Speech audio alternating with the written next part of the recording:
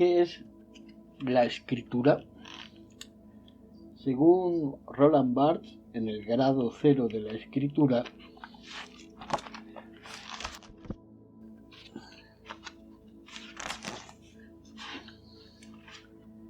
nos dice que sabemos que la lengua es un corpus de prescripciones y hábitos común a todos los escritores de una época, lo que equivale a decir que la lengua es como una naturaleza que se desliza enteramente a través de la palabra del escritor, sin darle, sin embargo, forma alguna, incluso sin alimentarla. Es como un círculo abstracto de verdades, fuera del cual solamente comienza a depositarse la densidad de un verbo solitario. Encierra toda la creación literaria, algo así como el cielo, el suelo y su interacción dibujan para el hombre un hábitat familiar. Es menos una fuente de materiales que un horizonte, es decir, a la vez límite y estación. En una palabra, la extensión tranquilizadora de una economía. El escritor, en definitiva, no saca nada de ella. La lengua es para él, más bien, como una línea cuya transgresión quizá designe una sobrenaturaleza del lenguaje. Es el área de una acción, la definición y la espera de un posible. No es el lugar de un compromiso oficial, sino sólo reflejo sin elección, propiedad indivisa de los hombres y no de los escritores. Permanece fuera del ritual de las letras. Es un objeto social por definición, no por elección. Nadie puede, sin preparación, insertar su libertad de escritor en la opacidad de la lengua, porque a través de ella está toda la historia, completa y unida al modo de una naturaleza. De tal manera, para el escritor, la lengua es sólo un horizonte humano que instala a lo lejos cierta familiaridad, por lo demás negativa.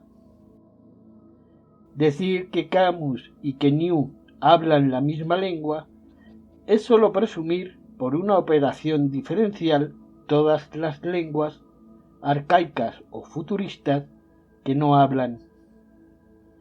Suspendida entre formas aisladas y desconocidas, la lengua del escritor es menos un fondo que un límite extremo. Es el lugar geométrico de todo lo que no podría decir sin perder, como Orfeo al volverse, la estable significación de su marcha y el gesto esencial de su sociabilidad. La lengua está más acá de la literatura, el estilo casi más allá.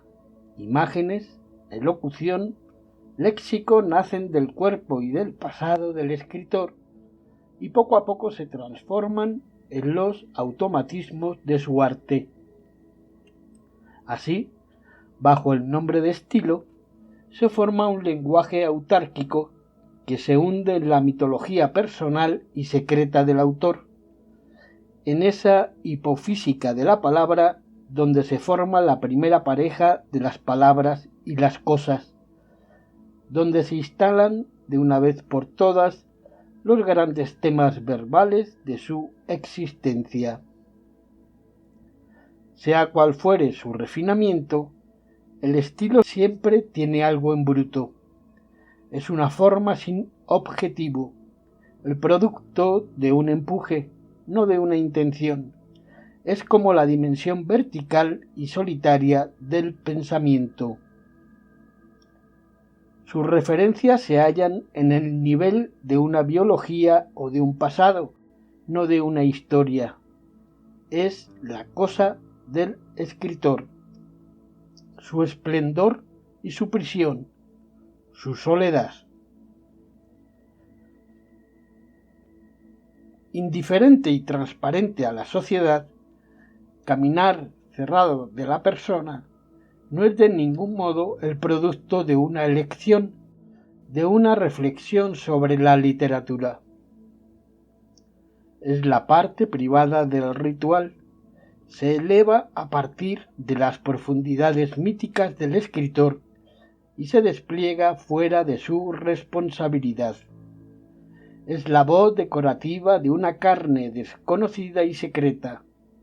Funciona al modo de una necesidad, como si en esa suerte de empuje floral el estilo sólo fuera el término de una metamorfosis ciega y obstinada, salida de un infralenguaje que se elabora en el límite de la carne y del mundo.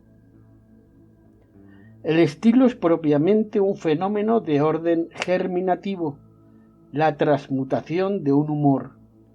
De este modo, las alusiones del estilo están distribuidas en profundidad. La palabra tiene una estructura horizontal. Sus secretos están en la misma línea que sus palabras, y lo que esconde se desanuda en la duración de su continuo. En la palabra todo está ofrecido, destinado a un inmediato desgaste, y el verbo, el silencio y su movimiento son lanzados hacia un sentido abolido. Es una transferencia sin huella ni atraso. Por el contrario, el estilo solo tiene una dimensión vertical. Se hunde en el recuerdo cerrado de la persona. Compone su opacidad a partir de cierta experiencia de la materia. El estilo no es sino metáfora, es decir, ecuación entre la intención literaria y la estructura carnal del autor. Es necesario recordar que la estructura es el residuo de una duración. El estilo es así siempre un secreto, pero la vertiente silenciosa de su referencia no se relaciona con la naturaleza móvil y sin cesar diferida del lenguaje. Su secreto es un recuerdo encerrado en el cuerpo del escritor. La virtud alusiva del estilo no es un fenómeno de velocidad, como en la palabra, donde lo que no es dicho sigue siendo de todos modos un ínterin del lenguaje, sino un fenómeno de densidad, pues lo que se mantiene derecha y profundamente bajo el estilo, reunido dura o tiernamente en sus figuras, son los fragmentos de una realidad absolutamente extraña al lenguaje. El milagro de esta transformación hace del estilo una suerte de operación supraliteraria que arrastra al hombre hasta el umbral del poder y de la magia. Por su origen biológico, el estilo se sitúa fuera del arte, esto es, fuera del pacto que liga al escritor con la sociedad. Podemos imaginar, por tanto, a autores que prefieran la seguridad del arte a la soledad del estilo. Guidet es el prototipo del escritor sin estilo, cuya manera artesanal explota el placer moderno de cierto ethos clásico, como Saint-Saëns rechaza a Bach o Poulenc a Schubert. En contraposición, la poesía moderna, la de Hugo, Rimbaud o Char, está saturada de estilo y es arte sólo por referencia a una intención de la poesía. La autoridad del estilo, es decir, el lazo absolutamente libre del lenguaje y de su doble carnal, impone al escritor como un frescor por encima de la historia. El horizonte de la lengua y la verticalidad del estilo dibujan, pues, para el escritor una naturaleza, ya que no elige ni el uno ni el otro. La lengua funciona como una negatividad, el límite inicial de lo posible. El estilo es una necesidad que anuda el humor del escritor a su lenguaje. Encuentra allí la familiaridad de la historia y aquí la de su propio pasado. En ambos casos se trata realmente de una naturaleza, es decir, de una gesticulación familiar, donde la energía es sólo de orden operatorio. Se emplea aquí para enumerar, allí para transformar, pero nunca para juzgar o significar una elección. Ahora bien, toda forma es también valor, por lo que entre la lengua y el estilo hay espacio para otra realidad formal, la escritura. En toda forma literaria existe la elección general de un tono, de un etos, si se quiere, y es aquí donde el escritor se individualiza claramente porque es donde se compromete. Lengua y estilo son antecedentes de toda problemática del lenguaje. Lengua y estilo son el producto natural del tiempo y de la persona biológica. Pero la identidad formal del escritor solo se establece realmente fuera de la instalación de las normas de la gramática y de las constantes del estilo. Allí donde lo continuo escrito, reunido y encerrado primeramente en una naturaleza lingüística perfectamente inocente, se va a convertir finalmente en un signo total, en la elección de un comportamiento humano, en la afirmación de cierto bien, comprometiendo así al escritor en la evidencia y la comunicación de una felicidad o de un malestar, y ligando la forma a la vez normal y singular de su palabra a la amplia historia del otro. Lengua y estilo son fuerzas ciegas. La escritura es un acto de solidaridad histórica. Lengua y estilo son objetos. La escritura es una función. Es la relación entre la creación y la sociedad. El lenguaje literario transformado por su destino social, la forma captada en su intención humana y unida así a las grandes crisis de la historia. Por ejemplo, Mérimée y Fénelon están separados por fenómenos de lengua y por accidentes de estilo. Sin embargo, practican un lenguaje cargado de la misma intencionalidad. Se refieren a una misma idea de la forma y del fondo. Aceptan un mismo orden de convenciones. Son el encuentro de los mismos reflejos técnicos. Emplean con los mismos gestos a 1,5 siglos de distancia un instrumento idéntico, sin duda un poco modificado en su aspecto, pero en modo alguno en su situación o en su uso. En suma, tienen la misma escritura.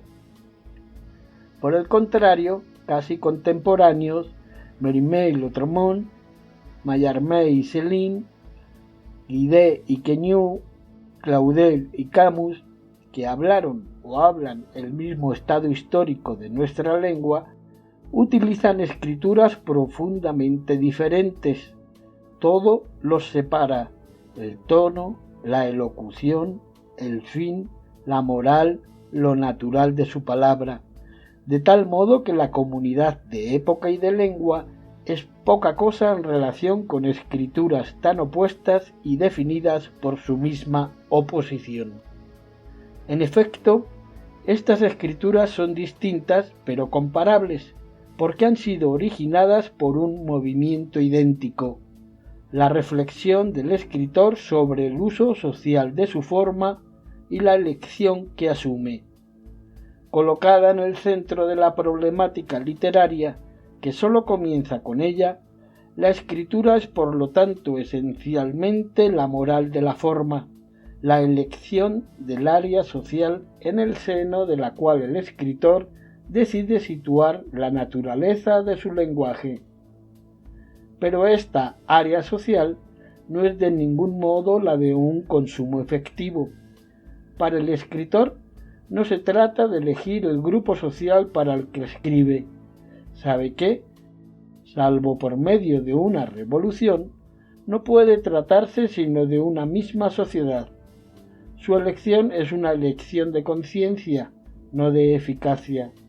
Su escritura es un modo de pensar la literatura, no de extenderla. O mejor aún, porque el escritor no puede de ningún modo modificar los datos objetivos del consumo literario, estos datos puramente históricos se le escapan, incluso si es consciente de ellos, transporta voluntariamente la exigencia de un lenguaje libre a las fuentes de ese lenguaje y no al momento de su consumo. Por eso la escritura es una realidad ambigua. Por una parte nace, sin duda, de una confrontación del escritor y de su sociedad. Por otra, remite al escritor por una suerte de transferencia trágica desde esa finalidad social hasta las fuentes instrumentales de su creación. No pudiendo ofrecerle un lenguaje libremente consumido, la historia le propone la exigencia de un lenguaje libremente producido. De esta manera, la elección y luego la responsabilidad de una escritura designan una libertad, pero esta libertad no tiene los mismos límites en los diferentes momentos de la historia. Al escritor no le está dado elegir su escritura en una especie de arsenal intemporal de formas literarias. Bajo la presión de la historia y de la tradición, se establecen las posibles escrituras de un escritor dado. Hay una historia de la escritura, pero esa historia es doble. En el momento en que la historia general propone o impone una nueva problemática del lenguaje literario, la escritura permanece todavía llena del recuerdo de sus usos anteriores, pues el lenguaje nunca es inocente. Las palabras tienen una memoria segunda que se prolonga misteriosamente en medio de las significaciones nuevas. La escritura es precisamente ese compromiso entre una libertad y un recuerdo. Es esa libertad recordante que sólo es libertad en el gesto de elección, no ya en su duración. Sin duda, puedo hoy elegirme tal o cual escritura, y con ese gesto afirmar mi libertad, pretender un frescor o una tradición, pero no puedo ya desarrollarla en una duración sin volverme poco a poco prisionero de las palabras del otro e incluso de mis propias palabras. Una obstinada remanencia que llega de todas las escrituras precedentes y del pasado mismo de mi propia escritura, cubre la voz presente de mis palabras. Toda huella escrita se precipita como un elemento químico, primero transparente, inocente y neutro, en el que la simple duración hace aparecer poco a poco un pasado en suspensión, una criptografía cada vez más densa. Como libertad, la escritura es sólo un momento, pero ese momento es uno de los más explícitos de la historia, ya que la historia es siempre y ante todo una elección y los límites de esa elección. Y porque la escritura deriva de un gesto significativo del escritor, roza la historia más sensiblemente que cualquier otro corte de la literatura. La unidad de la escritura clásica, homogénea durante siglos, la pluralidad de las escrituras modernas, multiplicadas desde hace 100 años hasta el límite mismo del hecho literario, esa forma de estallido de la escritura francesa corresponde a una gran crisis de la historia total, visible de modo mucho más confuso en la historia literaria propiamente dicha. Lo que separa el pensamiento de un Balzac del de un Flaubert es una variación de escuela. Lo que opone sus escrituras es una ruptura esencial, en el instante mismo en que dos estructuras económicas se imbrican, arrastrando en su articulación cambios decisivos de mentalidad y de conciencia.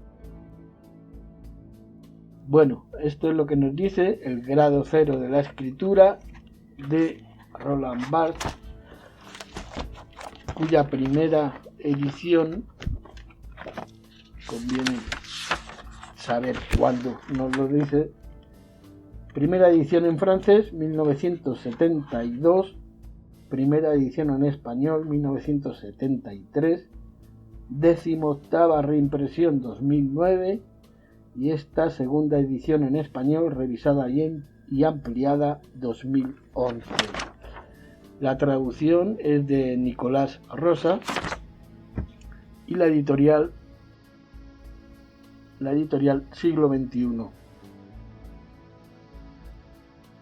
¿Qué es la escritura?